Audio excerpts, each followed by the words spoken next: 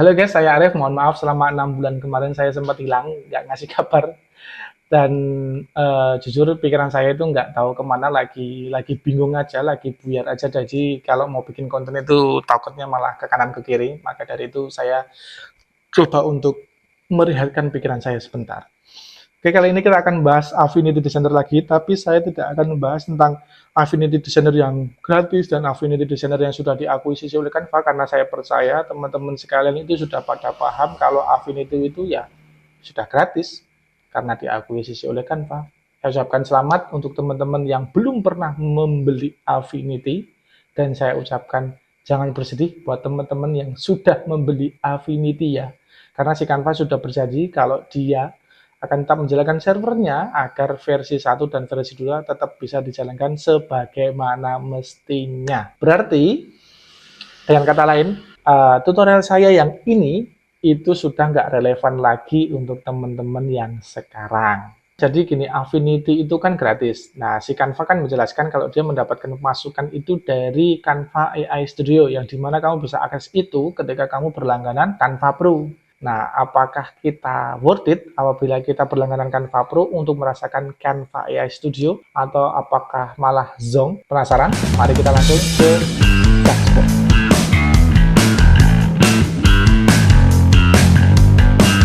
Mari kita coba beberapa tools AI dari Canva AI Studio. Yang pertama adalah Remove Background. Kita coba ya. Di sini saya sudah memiliki 2 buah gambar. Yang pertama itu gambar mudah untuk dihapus, dan yang kedua gambar mungkin agak terlalu rumit, andai kata untuk dihapus secara otomatis. Mari kita tes aja. Kita klik Remove Background, ada di sebelah kanan atas ini. Mari kita tunggu. Oke, sudah jadi. Mari kita tes lagi gambar yang kedua. Yang kedua kita remove lagi. Oke, sudah. Untuk mengeceknya, kita coba membuat sebuah layer seperti ini. Kita pindah ke Vector Studio, kita tambahkan layer hitam untuk mengetesnya apakah hasil croppingnya itu rata atau rapi. Ya bagus ya, hasil croppingnya ya. Ini pun yang detail pun kena itu.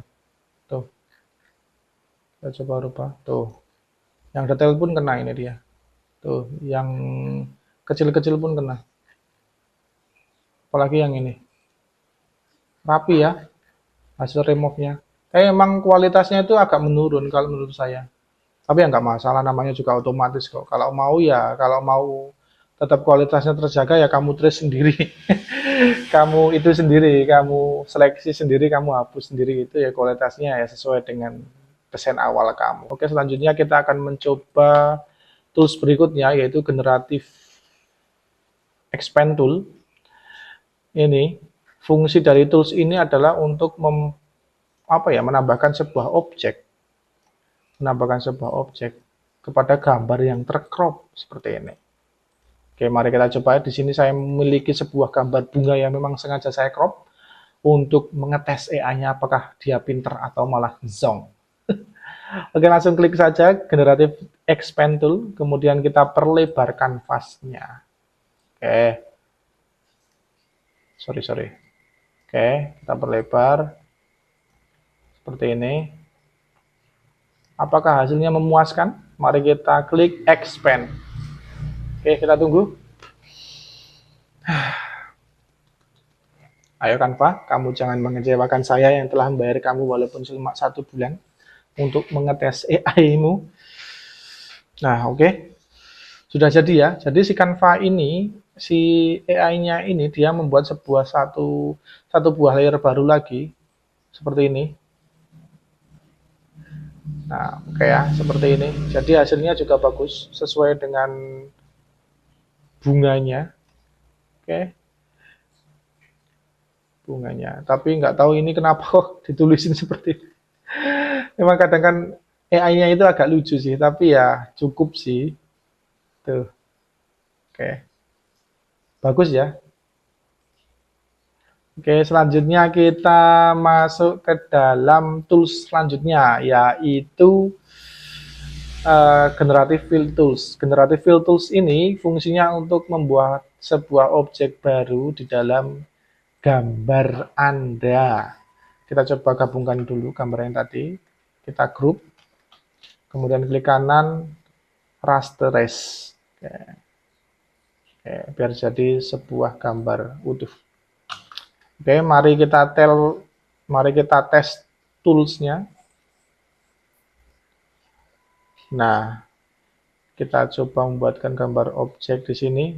Jadi di sini saya tuh udah beberapa kali mencoba generative fill ini ya. Nah, yang pertama, kamu harus bisa membuat prompt dengan detail menggunakan bahasa Inggris. Kalau bahasa Indonesia, zong, serius. Contoh kamu tulis lebah gitu ya. Buatkan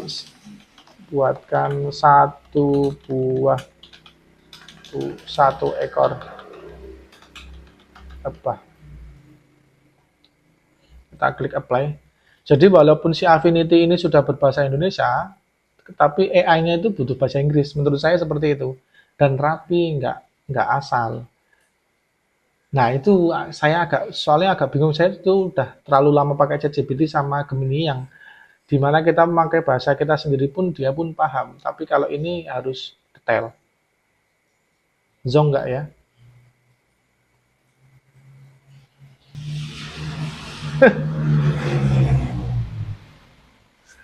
Bener kan? Jadi itu. Jadi oke, kita coba pakai bahasa Inggris, tapi saya nggak jago bahasa Inggris. Apa ya? Tulip flower. Nah, gitulah.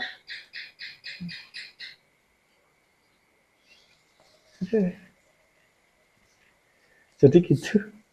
Memang agak zong ini generative fill tool-nya ini. Saya jujur agak kurang srek sih sama ini tools-nya. Jadi buat pertimbangan teman-teman mau langganan Canva Pro atau enggak kan gitu. Kalau ada alternatif lain ya pakai alternatif lain. Oke. Jadi kalau kamu pakai bahasa Inggris dia itu masih nyambung ya AI-nya. Tapi kalau bahasa Indonesia zong. Oke. Jadi menurut teman-teman ini gimana? Masuk enggak? Kalau menurut saya sih agak itu ya. Saya tak enggak dulu. Oke, kita lanjut ke tools berikutnya, yaitu apa ini? Generative Edit Tools. Nah, fungsi dari Generative Edit Tools ini adalah apa ya? Merubah sebuah objek atau gambarmu. Contoh kita pakai aja langsung dan kita tulis remove flower. Jadi kita suruh menghapus bunganya. Apakah dia bisa mendeteksi bunganya yang dihapus? Soalnya beberapa kali saya coba generative edit tools ini itu juga agak zong. Jadi saya maksudkan ini, oh dia hilang ya. Oke, bagus. Jadi kalau menurut saya ketika gambarnya emang mudah dibaca ya dia akan pintar. Tapi kalau gambarnya agak rumit dia akan yang dimaksud kita sebelah kiri malah dia yang berubah sebelah kanan. Oke, tools berikutnya adalah Portrait Blur Tools. Mari kita klik. Jadi dia itu membuat latar belakangnya itu bokeh. Seperti ini. Kita drag and drop. Kita tarik ke bawah. Kamu juga bisa mengatur manual di sini. Seperti ini. Kamu bisa mengatur smooth-nya. Oke. Mari kita cek. Nah, hasil cropping-nya bagus ya dia ya. Rapi. Tuh. Rapi. Walaupun ini fotonya malam dan banyak noise-nya, tapi dia tetap bisa menyeleksi objek mana yang perlu jadi fokus gitu. Oke, saya acungin jempol banget buat tools ini, tapi jujur saya sendiri kurang membutuhkan sih, jadi saya skip dulu. Tools berikutnya adalah Portrait Lighting Tool. Ini nggak tahu ya, agak kocak aja sih. Mari kita coba. Jadi dia tuh memberikan sebuah cahaya gitu loh pada sebuah objek. Ini seperti ini. Mungkin untuk fotografi itu ya butuh ya, tapi kalau desainer nggak tahu butuh apa enggak. Seperti ini. Nah, tuh. Jadi cahayanya tuh bisa digerak-gerakkan. Seperti ini. Ini tuh kayaknya kayak seperti AI-nya Adobe itu yang apa ya, yang matahari itulah kalau nggak salah. Kalau nggak salah sih ya. Seperti ini ya, cahaya matahari itu yang bisa digerak-gerakkan itu. Nah, seperti ini.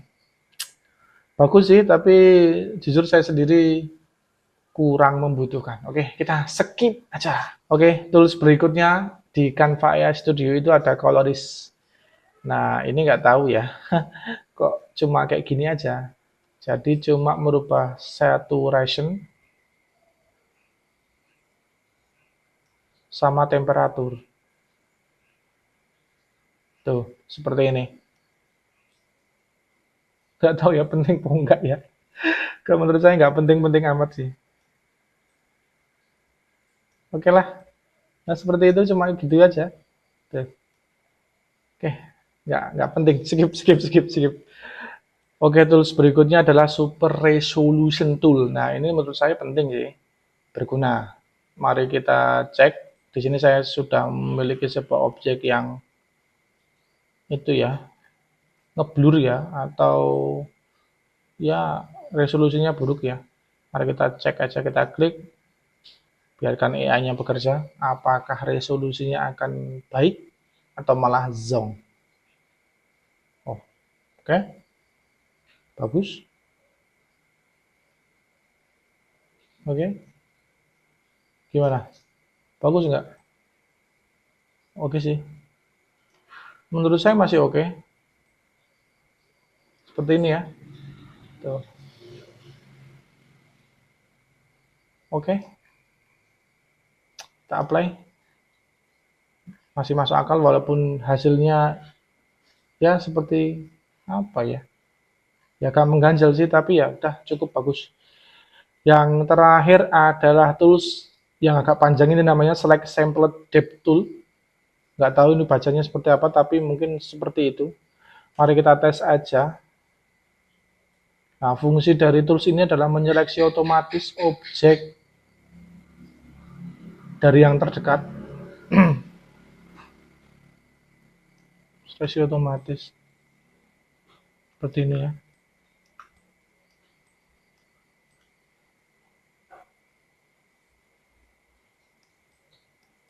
Jujur agak kesusahan sih saya pakai ini sih.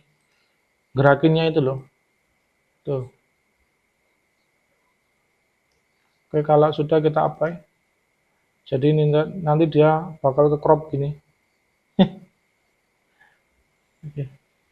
Jujur ya, tools ini kalau yang ini tuh saya kurang nggak apa ya, kurang bagus sih, cuma ya susah itu. Menurut saya pribadi agak kesusahan cara memakainya. Mungkin teman-teman di sini sudah mahir dalam memakainya. Jangan lupa tinggalkan komen ya.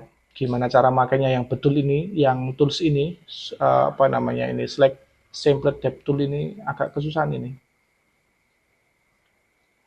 Oke, saya skip aja ini, jadi kurang worth it menurut saya. Oke, berikut adalah beberapa tools yang bisa kamu rasakan di Canva AI Studio apabila kamu berlangganan Canva Pro. Jadi, apakah worth it Bang kalau kita berlangganan Canva Pro untuk merasakan tools itu? Jujur saya pribadi ya, tools yang paling worth it itu cuma remove background. Itu worth it daripada kamu harus mencari website-website gratisan untuk menghapus otomatis desain yang kamu butuhkan. Itu worth it. Yang kedua adalah generative expand tool, itu worth it menurut saya untuk menambal beberapa desain atau bunga atau apalah yang kita membutuhkan gambar lebih, itu worth it. Tapi dalam catatan setelah saya coba itu bakal bagus kalau desainnya itu wujudnya ilustrator ya, ilustrasi lah, desain-desain ilustrasi ya. Tapi kalau kita coba di gambar-gambar real atau foto itu hasilnya jujur agak zonk sih. Jadi contoh gambar sofa terpotong gitu ya, kita coba perlebar gitu, ternyata malah sama AI-nya itu ditambahkan orang kayak gitu, padahal kita inginnya cuma sofa aja kayak gitu. Walaupun ya itu bagus sih kalau untuk ilustrator itu bagus. Yang ketiga, super resolution itu bagus. Selain itu saya ngerasain kok kurang ngefeel di hati. Oke, silahkan buat teman-teman yang mau berlangganan silahkan, yang nggak berlangganan ya coba kita cari alternatif lain. Kalau kamu Bang mau langganan nggak? Jujur nggak, aku tak pakai yang free ya, walaupun sakit hati karena dulu udah beli jutaan malah sekarang digratiskan ya nggak apa-apa lah. Oke, terima kasih buat teman-teman yang sudah menonton, selalu dukung terus channel saya, dan terima kasih buat teman-teman yang sudah mendoakan. Sehat-sehat terus, jangan lupa like, subscribe, dan tinggalkan komentar. Insya Allah saya balas kalau nggak tidur. Oke, assalamualaikum, dadah.